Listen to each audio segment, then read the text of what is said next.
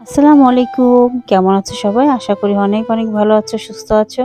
দেশ ও দেশের বাইরে থেকে যেসব প্রবাসী ভাই বোনেরা আমার ভিডিওটা দেখছেন, সবাইকে অনেক অনেক অনেক ভালোবাসা দিয়ে শুরু করছে আজকের নিউ ব্লগ। কষ্টে যাদের জীবন ভরা, কষ্টে তাদের ভয় কি? প্রতিদিনই কোনো না কোনো চ্যালেঞ্জের মুখোমুখি হতে হয় আমাদেরকে। আমাদের জীবনটা হয়ে গেছে এখন যুদ্ধের ময়দান। জানি না কখনো নিজের পরিবর্তন করতে পারবো কিনা ভাগ্যের, তো চেষ্টা অবশ্যই চালিয়ে যাবো। তোমরা প্লিজ আমার সাথে থেকো, পাশে থেকো। বাড়ির চারপাশে প্রচুর পানি হয়ে গেছে, সেটা তো তোমাদের সাথে আগেই শেয়ার করছি। এই পানির কারণে আমাদের যাতায়াত ব্যবস্থা অনেক কষ্টকর হয়ে গেছে। তোমরা এতদিন জানতে পারছো যে আমি ছোট্ট একটা ব্যবসা করি, হোম ডেলিভারির। তো তার কারণে আমার অনেক বাজার সদাই করতে হয় নিজের ব্যবসা রান্না করার জন্য। তো প্রতিদিনের মতো আজকেও তোমার ভাইয়া অনেক বাজার করে নিয়ে আসছে। এই বাজারগুলো এখন আনবো। এগুলা হচ্ছে আমাদের একদিনের অর্ধেক বাজার হয়েছে, আরো বাজার আনতেছে। তোমাদের ভাইয়া চেয়েছিল 1 মাসের বাজার একবারেই আনতে। আমাদের যেহেতু অনেক বাজার লাগে, একবারে আনলে আমাদের অনেকটা খরচ কম হতো, কিন্তু আমরা নিরুপায়। এই পানির কারণে বাজার সদাই আনাটা এতটা কষ্ট হয়ে গেছে আমাদের। ইচ্ছা না থাকলেও এখন প্রতিদিনের বাজার প্রতিদিনই এইভাবে আনতে হবে এবং এইভাবে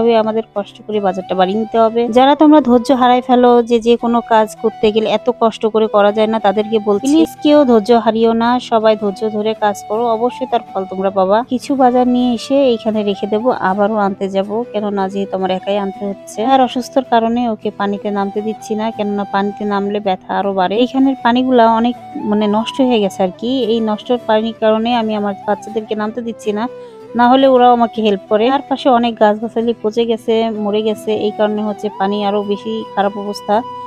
এই দেখো গাছগুলা কেটে কেটে রাখছে, তো গাছগুলা কেটে রাখছে কিন্তু রাস্তার উপর রাখছে, কিন্তু কিছু বলার নাই, কেননা যার জায়গা সে তো রাখতেই পারে। তো যাই হোক, চলাচল করতে কষ্ট হলে পরেও আমাদের করতে হবে এভাবে কাজ। যাই হোক, সবকিছুর মধ্যে ভুলে গেছি। তোমরা যারা আমার চ্যানেলটা এখনো সাবস্ক্রাইব করো না, প্লিজ আমার চ্যানেলটা সাবস্ক্রাইব করে দিয়ে ফুল ভিডিওটা দেখো।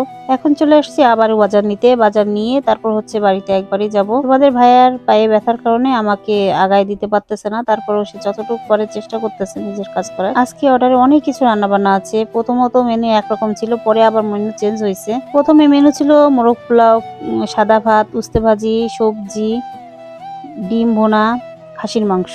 পরে আবার মেনু চেঞ্জ হয়ে মোরগ পোলাওটা ঠিকঠাকই ছিল, পরে খিচুড়ি, বেগুন ভাজি, খাসির মাংস, মরিচ ভর্তা, এইগুলাই ছিল। এখন আমি বাজারগুলা নিয়ে বাড়িতে যাচ্ছি, তো তোমরা প্লিজ আমার সাথে থেকো, পাশে থেকে। এবং সবাই তোমরা যেখানে আমাদেরকে আসতে দেখতেছো, এটা আমাদের বাড়ির পিছনে একদম। আমাদের বাড়ি থেকে বেরোনোর যে মেন রাস্তা, সেই মেন রাস্তায় প্রচুর পরিমাণে পানি এবং অনেকটা জোরে পানি। ওদিক দিয়ে কোনো রিক্সা ভ্যান কিছুই ঢুকছে না আমাদের বাড়িতে। ভাড়া যদি কেউ বেশি দাও তাতেও আসতেছে না, কেননা এসে তাদের ভ্যানের ইঞ্জিন তারা নষ্ট করতে চায় না। জীবন মানেই যুদ্ধ, আর যুদ্ধ আমরা সবাই মেনে নিছি এবং কপালে যেটা আছে তার বেশি কিছুই হবে না। একটা কথা জেনে রেখো, কষ্ট না করলে ভাগ্য কখনো ফেরে না। জন্য সবসময় অনেক অনেক অনেক অনেক পরিশ্রম করতে হবে নিজের স্বপ্ন পূরণ করার জন্য।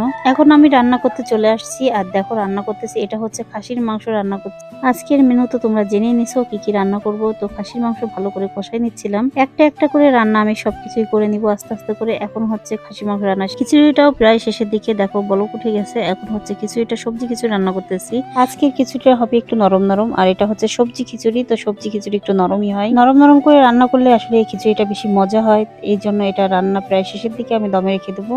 এখন আমি মোরগ পোলাওটা রান্না করে নেব। এই জন্য আমি পেঁয়াজগুলোকে ভালো করে ভেজে নিয়েছি।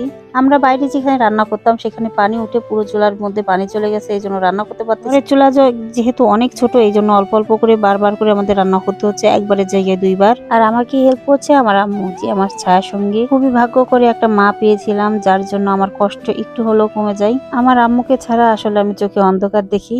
ভাগ্য করে মা বাবা পেয়েছিলাম যারা আমাকে এত সাপোর্ট করে। কি করে তাদের ঋণ শোধ করবো আসলে জানি না। মা বাবার ঋণ তো আসলে শোধ করা যায় না। এক জীবনে সব স্বপ্ন পূরণ হয় না, কিন্তু আমি ছোট ছোট করে যে স্বপ্নগুলো দেখেছি তার পাশে সব সময় আমার বাবা মা, আমার স্বামী ছিল। এই 3 জন ব্যক্তি আমার জীবনে সব থেকে বড় বন্ধু, যাদেরকে ছাড়া আমি এক পাও হাঁটতে পারি না। তোমরা সবাই আমার মা বাবা স্বামীর জন্য দোয়া করো, ওরা যেন সারা জীবন আমার পাশে এইভাবে থাকতে পারে। প্রতিটা স্বপ্নে যদি তোমার পাশের মানুষগুলা যদি তোমার পাশে থাকে, তাইলে দেখবে সব কাজ সহজ হয়ে যায়। বিয়ের পরে প্রত্যেকটা মেয়ে কিন্তু স্বামীর অধীনে হয়ে যায়, মা বাবার অধীনে থাকে না। এই জন্য স্বামীর অবদান আসলে কখনোই ভোলার নয়, কেননা সে যদি আমাকে প্রত্যেকটা কাজে সাপোর্ট না করতো তাহলে আমি কোনো কিছুই করতে পারতাম না। একটা প্রবাদ কথা আছে জানো তো, যদি এক জাত ঠিক থাকে তাহলে 1000 তারাও কিছু করতে পারে না।